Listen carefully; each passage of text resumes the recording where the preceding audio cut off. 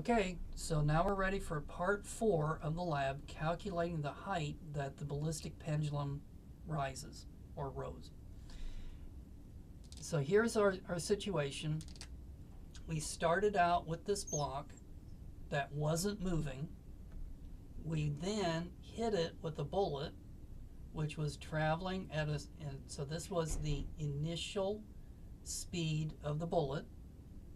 Okay, when it hits the block, then the block has a final speed. And that final speed is initially going this way. So it's got the bullet inside the block, and it's going to have a new velocity. Okay, but because it's on the pendulum thing, that velocity is going to make it swing up to here somewhere.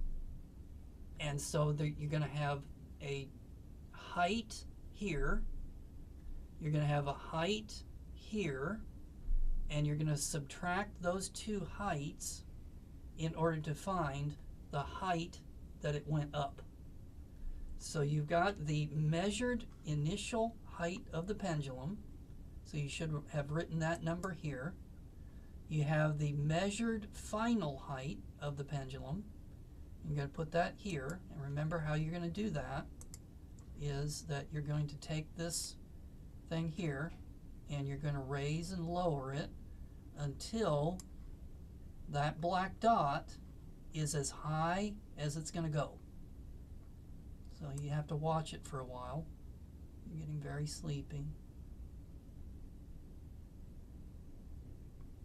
A little bit lower.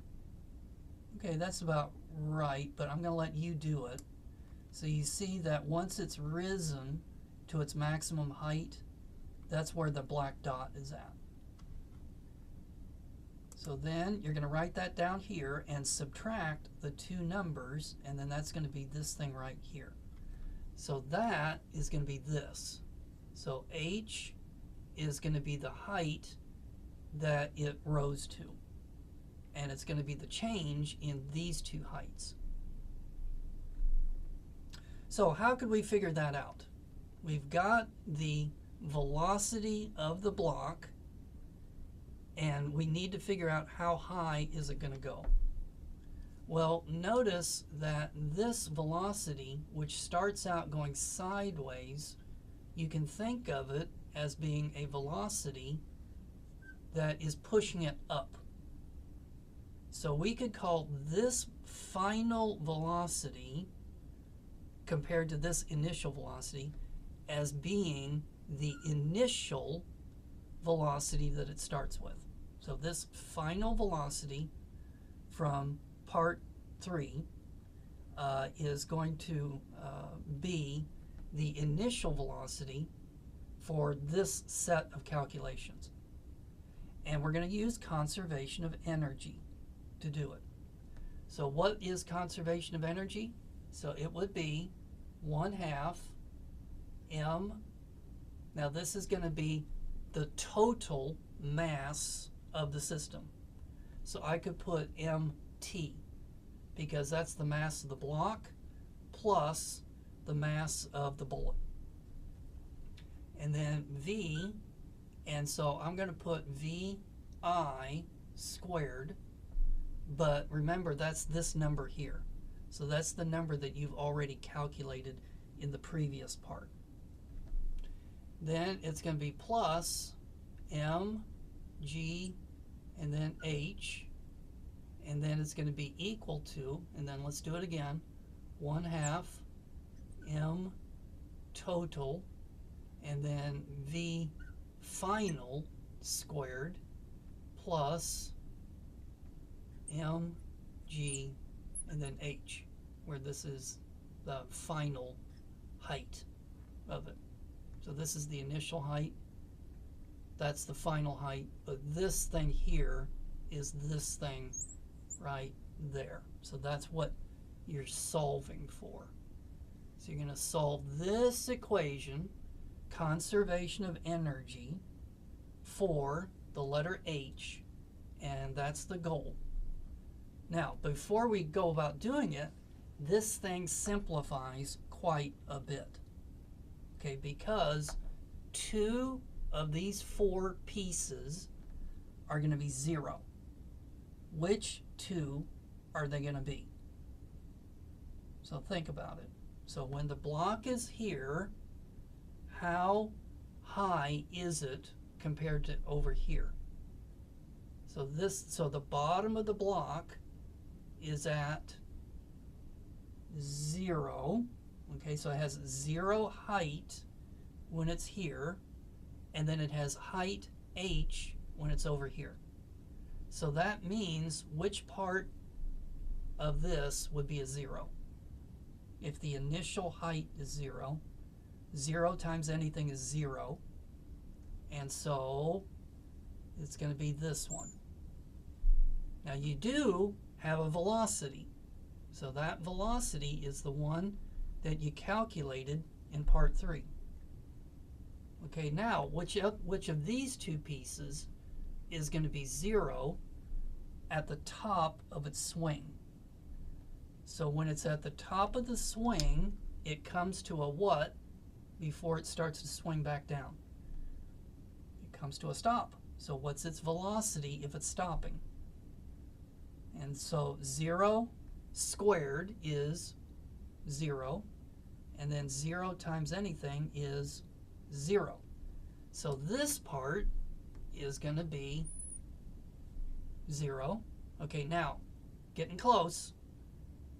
There's one more thing that we can do, because notice that you've got an M here, and you've got an M over here, and they're the same. So what can you do? Say it. Cancel them. So you're going to cancel the M's. And so what we're left with now is 1/2 the initial velocity, which is the velocity from part 3, squared, is equal to g times h. And now what do you need to do? Take the g over to the other side. Okay, and now I'll let you do it. So you've got the initial velocity from part 3, so you can put that there. You have the mass of the pendulum from part 3, so put that there.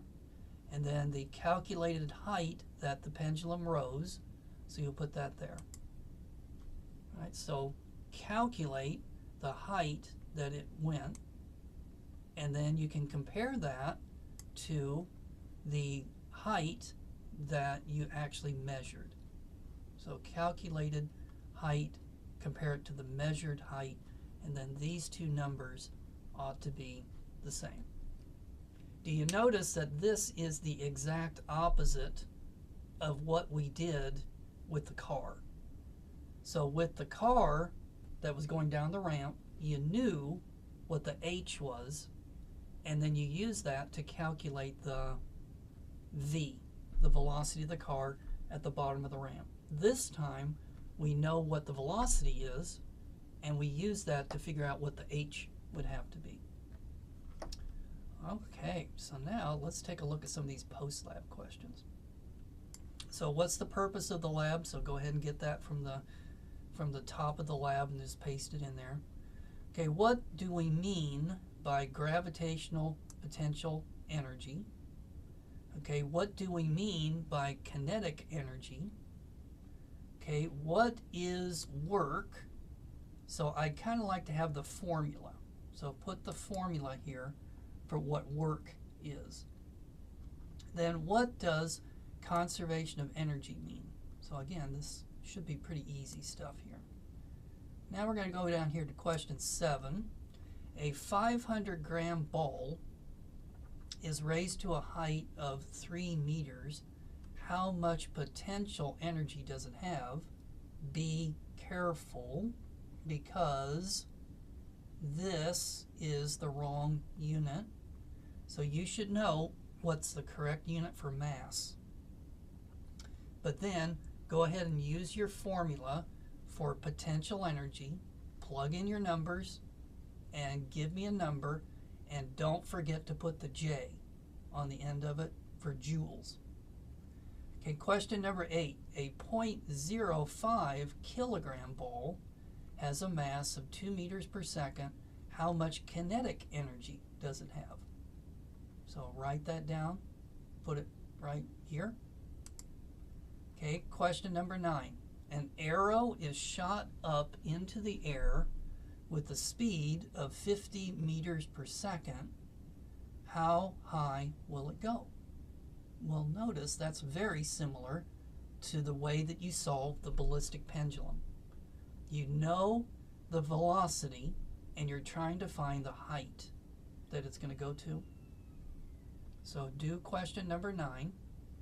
Question number 10, a ball is released from a certain height on a ramp, and then it rolls a certain distance on the floor. So once it gets to the bottom, it rolls a certain distance. If you want it to roll 5 times further, what height should you release it from compared to the original height? Okay, so you should know that one. Oops. This one should be 11 here. So a ball is released from a certain height on a ramp, and then it rolls a certain distance on the floor. If the ball is released from the same height but onto a rougher floor, what will happen and why? Okay, so what is it that's slowing down the ball in the first place? And then we're going to have a rougher floor. Question number 11, which is actually question number 12. A car and a truck are released from the same height on the ramp. Which one would get to the bottom of the ramp first? I already gave you that answer, so you should know what this one is. And so if you can't remember what I said, then back me up and find out what the answer to that one is. Question number 12, which is really question number 13. 2 balls are released from the same height on different sloped ramps. So you see this one is steeper than this one. But the 2 balls are released from the same height. Which ball would travel further? And be careful in your answer. So you got a 1 in 3 shot. So this ball is either going to travel further, it's going to travel less, or it's going to travel the same distance as this ball over here. So you got a 1 in 3. So reason that thing out and see what you come up with. That's it. So I'm done with this lab. Okay, hope you enjoyed it, and I'll see you again next time for another Introduction to Physics lab.